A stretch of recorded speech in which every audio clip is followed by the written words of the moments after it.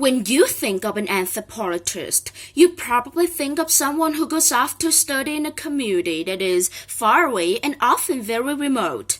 That may have been true for anthropologists since the past, but things are changing. Today, while you still may find anthropologists who travel halfway around the world for their work, you might also be surprised to find one working just down the hall in your office.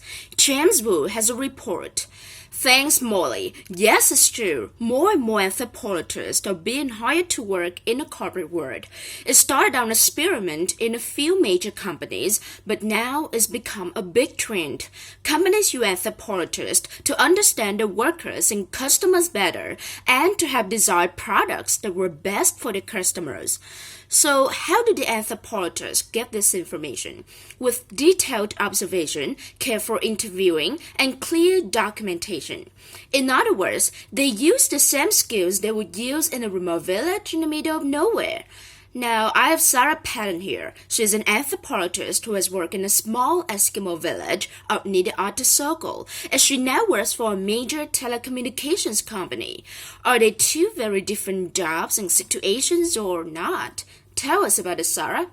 Of course, there are some differences, but really the way I study people and communities is the same wherever it is.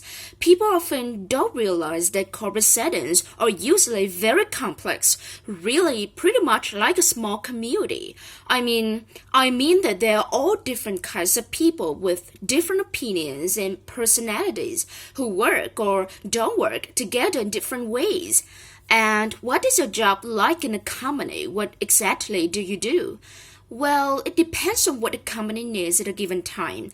I've been working on a major project for a few months now, studying how workers interact in a factory. It's very interesting because management tried to bring a new program to check quality, but it wasn't working very well. We're not finished with the work yet, but I think that a large part of the problem was that management wasn't paying attention to the dynamics of this group. Some workers were upset because they weren't consulted about the change, and then they influenced the other workers who might accept this new program more easily. Management has no idea what's going on. They just knew that the new program wasn't accepted. That's interesting. What are the kinds of work man anthropologists do in a corporate setting? Let's see. A colleague of mine in another company looks at how people really use technology. He goes in and observes them in their homes over a few days to see what they really do with technology. I think this is an example of how anthropology can really help business. In the past, people might have just asked people how to use email, cell phones, or whatever. Now, when you ask people how to use something, they give you an answer, but it may not give a completely accurate picture. You mean, for example, they might say they use email less than they really do or something like that? Yes, exactly. And that's where direct observation can help. Okay, and then a company could use this information as they improve our products or design new ones. Yes, they might also look at a certain population. For example, the focus might be on how teenagers use home computers or something like that, and in that case, the anthropologist might spend a lot of time with teenagers. I think I prefer the village near the Arctic Circle. Seriously, this is all very interesting. Do you expect this kind of work to continue to be in demand? Yes, definitely, I do. I think that the business world is only going to get more complex, not less. And as a result, I think companies will continue to need people who are trained to observe carefully.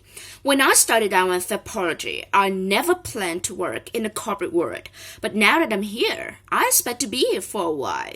Well, thank you very much for talking to us. Back to you, Molly. Thanks, James. I guess this means we see someone with a notebook in the back of the office watching us carefully. We shouldn't worry.